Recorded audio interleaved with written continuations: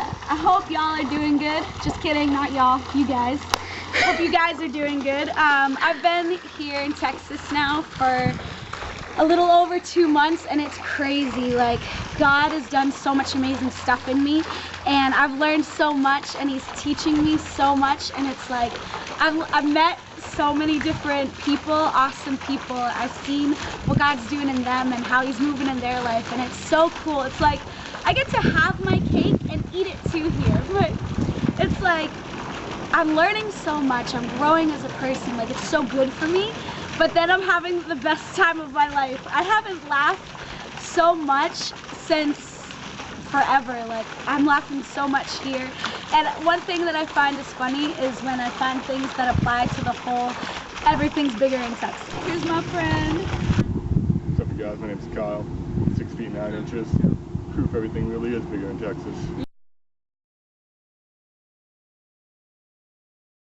I felt like my God's bigger in Texas, which, okay, obviously He isn't, but it was like He made Himself so real to me that He seemed so much bigger to me than He was before.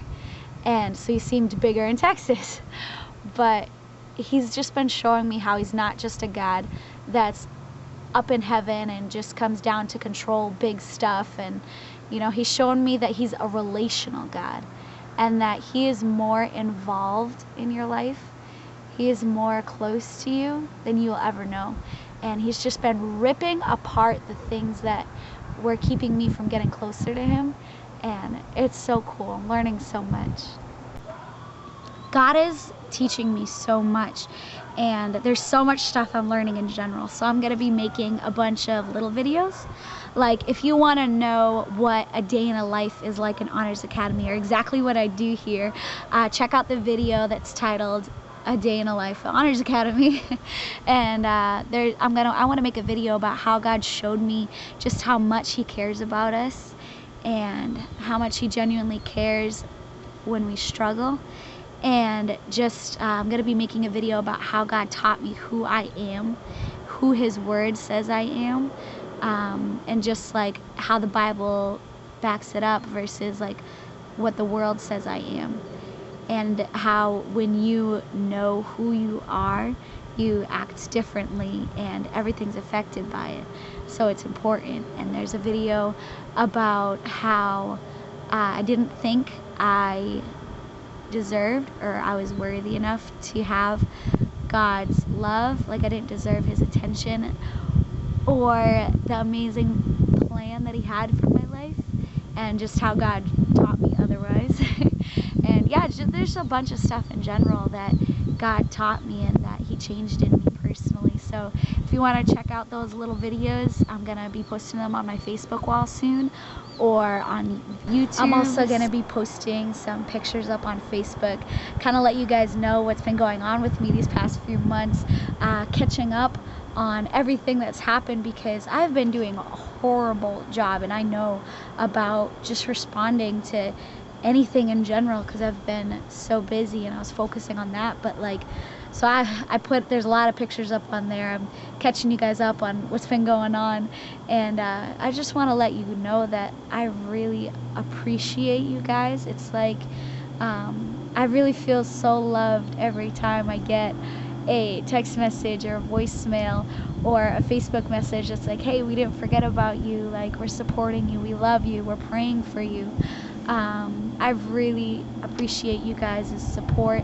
I would not be here without you, and I appreciate that you guys are investing in me and making me feel loved. It's like, I have the best people back at home, and I miss you guys. If there's anything at all that you guys need me to pray for, just send me a text message or a Facebook message, and I'll be praying for you. And for me, I need prayer that I do not get sick. That is my goal for this whole year, is to not get sick once. So pray for health. And I've been taking a lot of vitamin C because I haven't been sick since I got here, which is really good. And my goal is to not get a cold or anything, not get sick. Another thing you could pray for is like that I could apply all the wisdom that I'm learning, and not just because if you have wisdom but you don't apply it, then you never receive the benefit from it. So it's like I'm getting all this wisdom and I want to apply it. I don't want it to be like I never heard it before. Like, oh, that's nice, and move on with my life. I want to like apply the wisdom. And so you'll be praying for that. And yeah, just that God shows me more about what he wants me to do after. Back to how God is bigger than Texas. Here's my friend Mike and a story about how God showed up in a more big but personal way. Hey, I'm Mike.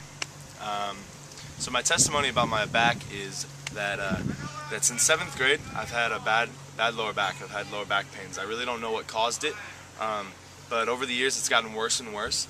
Going through high school, playing sports, playing football, things like that, it never got any better. It only got worse, and I never wanted to complain about it because it didn't do any good. It was never going to get better.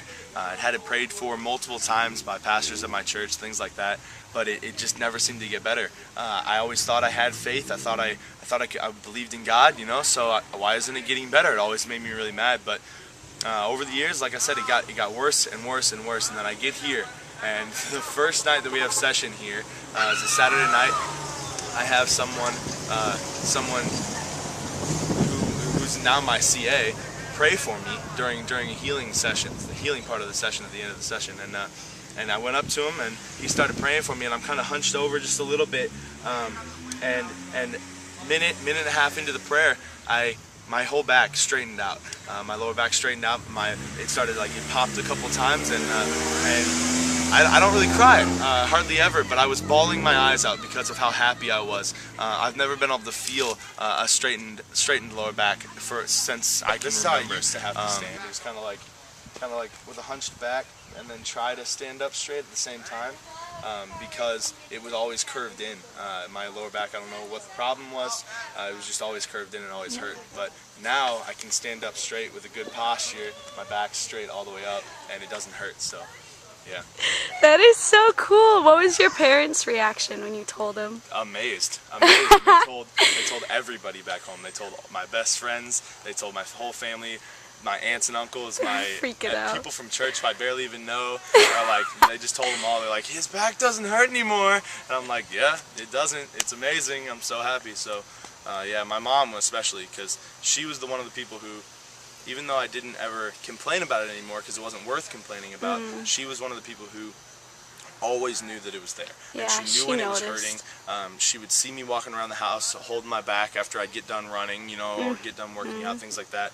So she was always there. She was always a supporter. So she said that she was super happy when she found that out because she's been praying for me for years over my back. But I just never had the faith. That session was all about faith and joy, and I had the faith at the moment, and I still do, and yeah, that's why it was healed. God's amazing, seriously. That's so cool. He has the power. I just needed to accept that power before it was ever going to happen. And so I went up on stage. They were asking for people to tell about their testimonies, and I explained, you know, it's my lower back. I can't do anything without it now. I can run without pain. I have a big frame, so whenever I run, you know, it would always smash my lower back and it would hurt really bad, and I can run without any pain now. So a crazy, awesome, amazing thing that happened to me literally the first day that we had anything happen on campus, and ever since just been full of joy and just really happy, you know. I love to work out, and so when I can do that without pain, God's amazing. God's so amazing. So hand it back to Sarah. That's so cool. Thank you, Mike. So I remember that night when Mike got healed. It was like there's a speaker and he was talking about healing, and he was like, all right, you know, anyone who has anything that needs to be healed, stand up.